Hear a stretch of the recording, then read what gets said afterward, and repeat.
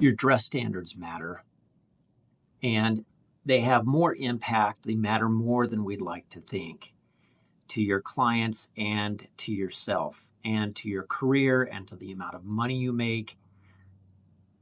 Why do they matter? We like to think that people shouldn't judge a book by their cover, but we all do, and there's good reason that we do when we have limited information to go on. We find ways to make judgments.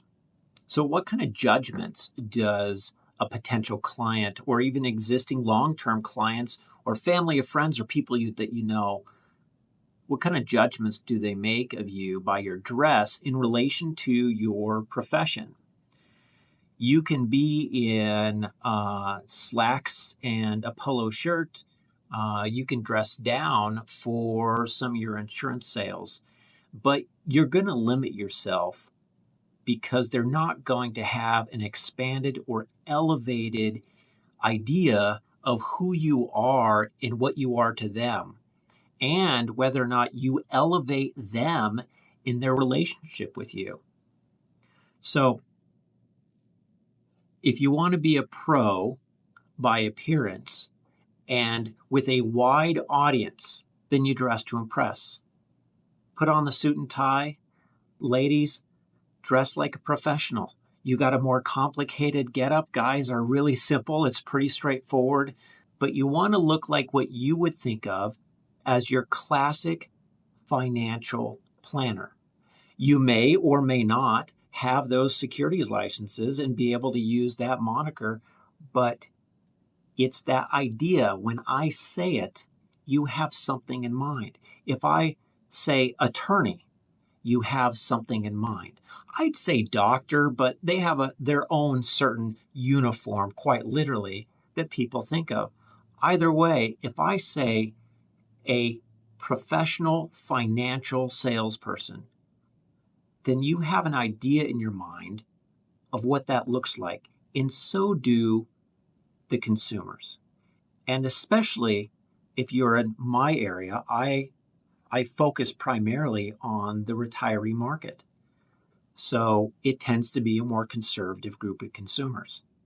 So I dress up a little bit because I know that almost entirely their idea of a financial professional who's going to help them with some of the most important financial decisions of their lifetime, helping them select the best option for them on Social Security, helping them figure out how to safeguard their 401k savings and turn it into a pension-like income stream and take them through the rest of their retirement, how to transfer wealth, how to make sure that taxes are taken into consideration appropriately.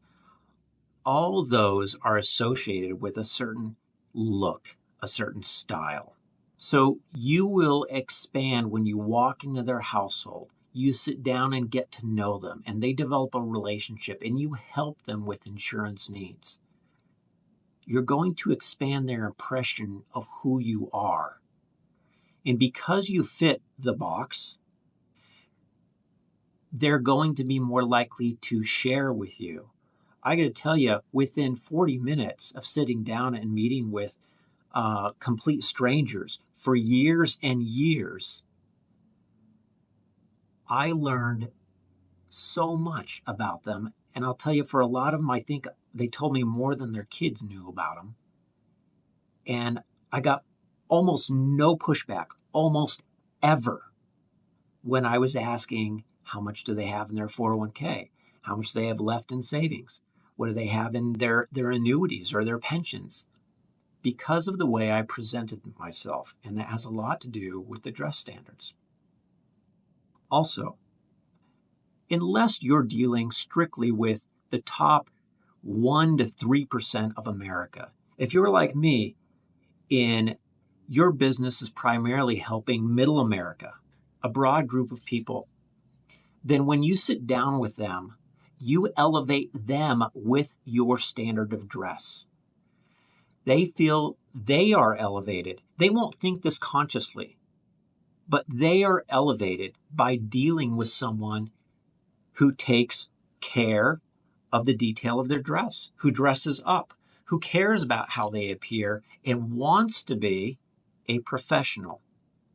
When you dress up and you dress like a pro, you show respect for yourself, for your profession, for what you're doing for them and what it means to you. If you dress down, it may not be conscious, but I promise you it is subconscious. If you dress down, every step you dress down, you take the tie off. Okay, you don't wear a nice shirt. You wear jeans that day because it's jeans day, and that's fun. And that's I'm not telling you to get rid of that kind of stuff, but I will tell you, every time you take your dress down a notch, you're taking risk, and that risk is subconsciously indicating that you take what you're doing for your clients less seriously, that you have less respect for the importance of doing it. People who dress up show that they're willing to show respect for the importance and the value of what they're doing for their clients. Whether you like it or not, that's part of our culture, and it's part of our subconscious that your clients see. And you show respect for them and the time you spend with them and the work you put into it. And then over time, as you do this with client after client, it becomes part of your image. It enhances your ability to get referrals. Not that you wouldn't get any referrals because you're a remarkable person. People enjoy being around you and you do great work for people. But if you add the way you look and you show respect for the profession and for them by your appearance, and you elevate them by your appearance, you show an attention to detail that elevates you perhaps among your peers you're competing with. All of that will develop a reputation. That's why you dress like a pro.